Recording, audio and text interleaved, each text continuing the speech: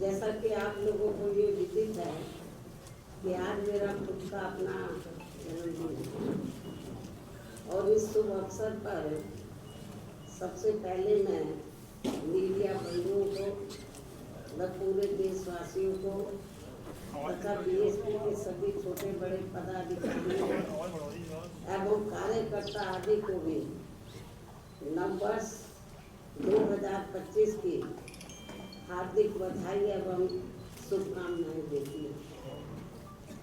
साथ ही कुदरत से ये भी कामना करती हूँ कि अपने देश में ये नववर्ष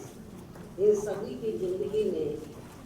खूब खुशहाली व तरक्की है। इस कामना के साथ ही अब मैं अपने जन्मदिन के संबंध में ये कहना चाहूँगी कि नव वर्ष के पहले महीने में ही अर्थात आज के ही दिन दिनांक 15 जनवरी को पूरे देश भर में पार्टी के लोग मेरा जन्मदिन विशेषकर इसे जन कल्याणकारी दिवस पीपल्स वेलफेयर डे के रूप में मनाते हैं और इस दौरान उन जन कल्याणकारी योजनाओं के बारे में अपने लोगों को बताते हैं जिन्हें यहाँ यूपी में 4 बार मेरे नेतृत्व में रही बीएसपी की सरकार में शुरू व लागू भी किया गया, जिनसे फिर यूपी के खासकर गरीबों, दलितों, आदिवासियों, पिछड़े वर्गों, मुस्लिम व अन्य अकलियतों की स्थिति में काफ़ी कुछ बदलाव भी आया है, सुधार भी आया है और अब उन योजनाओं की देश में दूसरी पार्टियों की राज्य सरकारें भी काफ़ी नकल कर रही हैं, लेकिन इन लोगों के प्रति उनकी नीति व नीयत साफ नहीं होने की वजह से फिर ये सरकारें इन्हें कोई विशेष लाभ नहीं दे पा रही। इतना ही नहीं बल्कि मेरी सरकार द्वारा यहाँ मजदूरों, बेरोजगारों, किसानों, व्यापारियों व अन्य मेहनतकश लोगों के साथ ही युवाओं, महिलाओं, बुजुर्गों एवं विकलांगों आदि के हितों में भी अनेकों नई जन कल्याणकारी योजनाएं शुरू व लागू भी की गई, जिनसे इन्हें काफ़ी ज़्यादा लाभ पहुंचा है और जिनसे प्रेरित होकर अब पार्टी के लोग यहाँ फिर से यूपी में व यूपी की तरह पूरे देश में भी ऐसी ही जन कल्याणकारी सरकार बनाने के लिए पूरे जी जान से लगे और यदि इसके लिए पार्टी द्वारा किए गए कार्यों के प्रति इनकी पूरी ईमानदारी आदि होती है तो फिर यही मेरे जन्मदिन पर इनका हमेशा ये विशेष तो इस उम्मीद के साथ ही अब मैं अपनी पार्टी के ऐसे सभी छोटे बड़े पदाधिकारियों, कार्यकर्ताओं एवं शुभचिंतकों आदि का भी हार्दिक दिल से आभार एवं शुक्रिया अदा करती हूँ जो इसी सोच व धारणा के तहत ही मेरा जन्मदिन मना रहे। साथ ही इस अवसर पर परम पूज्य बाबा साहब डॉक्टर भीमराव अम्बेडकर एवं मान्यवर श्री काशीराम जी के कार्यों को आगे बढ़ाने के लिए बीएसपी को पूरे तन मन धन से सहयोग करने का अपना संकल्प भी दोहरा रहे और अब उनका बढ़ चढ़कर यही नारा है जो आज के दिन वो लोग नारा लगा रहे हैं मेरा जन्मदिन मनाने के मौके पर वो नारा लगा रहे हैं कि बाबा साहब का मिशन अधूरा बीएसपी करेगी पूरा। मान्य बहन जी करेगी पूरा, खूब नारे लगा रहे हैं जो बड़े बड़े पूंजीपतियों व धन्ना सेठों के धन बल पर नहीं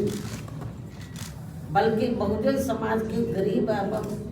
अन्य स्वाभिमानी मेहनत का समाज के लोगों के खून पसीने की कमाई के अंशदान से ही पूरा होगा। ये नारा तो लगाने नारा लगाने से काम नहीं चलेगा तो उसके लिए इनको हर क्षेत्र में एफर्ट्स भी करने होंगे। इसके साथ ही अब मैं अपने जन्मदिन के इस खास मौके पर भी देश में विशेषकर अनुसूचित जाति, जनजाति एवं अन्य पिछड़े वर्गों में समय समय पर जन्मे अपने उन सभी महान संतों, गुरुओं व महापुरुषों में भी खासकर महात्मा ज्योतिबा फूले, श्री छत्रपति शाहू जी महाराज, श्री नारायण गुरु, परम पूज्य बाबा साहब डॉक्टर भीमराव अम्बेडकर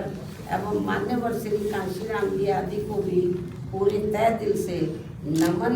एवं आदर सत्कार करती हूँ, जिन्होंने अपनी पूरी जिंदगी इन वर्गों के लोगों को अपने पैरों पर खड़ा करने के लिए समर्पित की है, जिनके अधूरे रहे कारवां को आगे बढ़ाने के लिए अब मेरी भी पूरी जिंदगी लगी हुई है, जिससे प्रभावित होकर ही मान्यवर श्री कांशीराम जी के जीते जी से ही पूरे देश में पार्टी के लोग आज के दिन अर्थात हर वर्ष 15 जनवरी को मेरा जन्मदिन काफ़ी उत्साह के साथ वैसे प्रेरणा एवं जन कल्याणकारी दिवस के रूप में बहुत ही गर्व व हर्ष के साथ मनाते हैं। और इस बार भी ये लोग मेरे 69वें जन्मदिन को हमेशा की तरह इसे मिशनरी भावना से जन कल्याणकारी दिवस के रूप में मनाते हैं, जिनकी मैं पूरे तहे दिल से आभारी भी हूँ। और इस मौके पर मैं भी अपनी जिम्मेवारी एवं को समझते हुए व निभाते हुए अपनी पार्टी व मूवमेंट के हित में पार्टी के लोगों को हमेशा की तरह इस बात की सावधानी के तौर पर उन्हें ये आगाह करना चाहती हूँ कि पिछले कुछ वर्षों से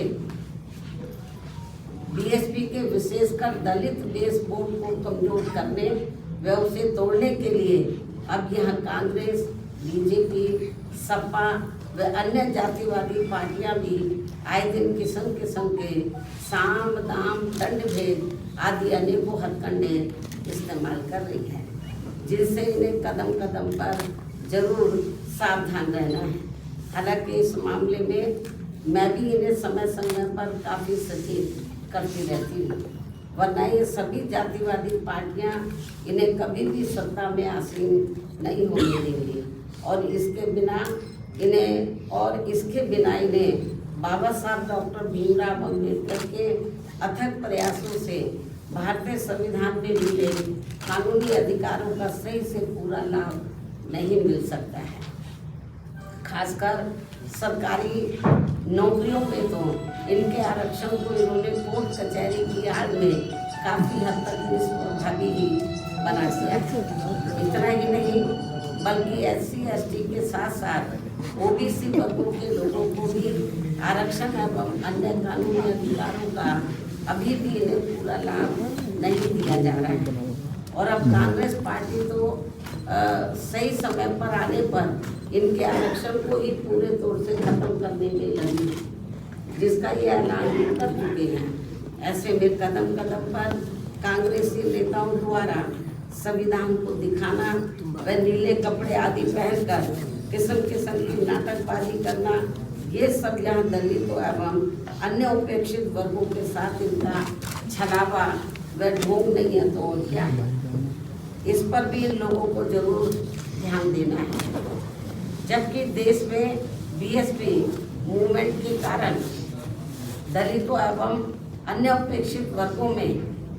परम पूज्य बाबा साहब डॉक्टर भीमराव अम्बेडकर एवं उनके निर्मित किए गए मानवतावादी संविधान के प्रति आई जागृति व सत्ता संघर्ष हेतु आई चेतना आदि के कारण अब विशेषकर वोट जातिवादी चाल चरित्र व चेहरे वाली समाजवादी पार्टी भी विशेषकर दलित वोटों के स्वार्थ में अपना रूप थोड़ा बदला दिखाने के लिए आए दिन किस्म किस्म के हथकंडे इस्तेमाल करने में लगी रहती है। जबकि यूपी में इनकी सरकार में दलितों के प्रति अन्याय, अत्याचार व इनके महापुरुषों का हुआ अपमान आदि को भला कौन भुला सकता है। इससे ये स्पष्ट है कि बाबा साहब एवं उनके संविधान तथा उनके द्वारा मिले आरक्षण व अन्य संवैधानिक अधिकारों को लेकर दलितों एवं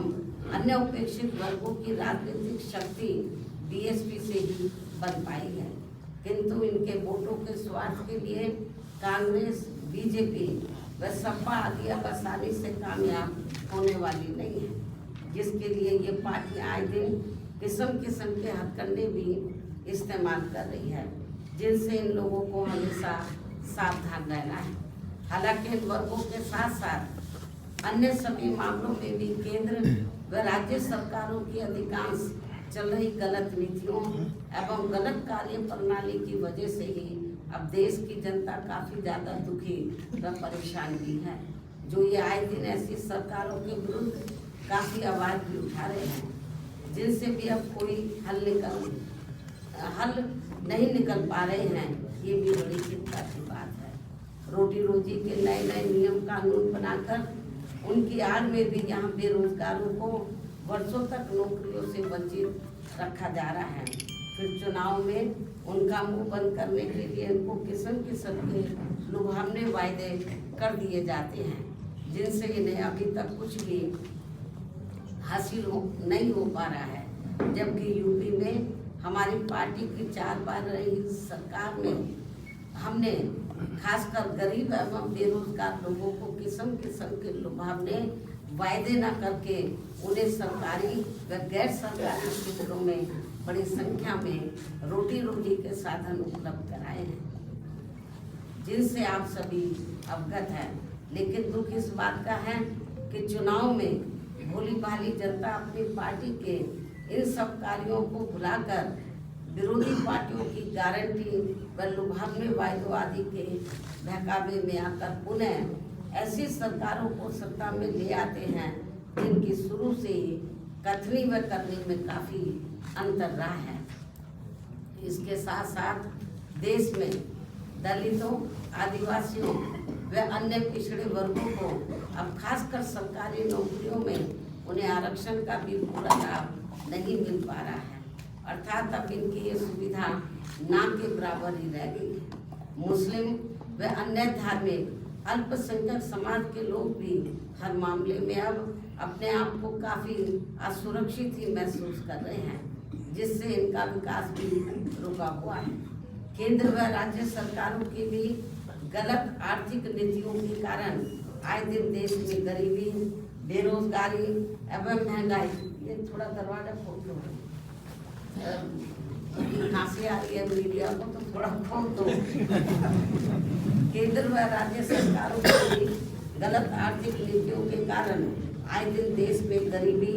बेरोजगारी एवं महंगाई आदि भी काफी ज्यादा बढ़ रही है, जिससे विशेषकर यहाँ गरीब एवं मध्यम वर्ग के लोग सबसे ज्यादा परेशान व दुखी भी हैं। ऐसे में अब मैं अपने जन्मदिन के मौके पर सर्व समाज के लोगों में से खासकर दलित एवं अन्य उपेक्षित वर्गों के लोगों से यही कहना चाहती हूँ कि इन्हें अपनी सभी समस्याओं से छुटकारा पाने के लिए अब बाबा साहब डॉक्टर भीमराव अम्बेडकर एवं मान्यवर श्री काशीराम जी आदि के बताए हुए रास्तों पर ही चलना होगा, वरना इनकी जिंदगी सदियों पुरानी यहाँ गुलाम व लाचारी बनकर है। इससे बचने के लिए अमीर वर्गों के लोगों को एकजुट होना व सत्ता में आना बहुत जरूरी है। साथ ही इसके लिए इनको कांग्रेस, बीजेपी व अन्य जातिवादी पार्टियों के सभी के लिए हमेशा ही सावधान रहना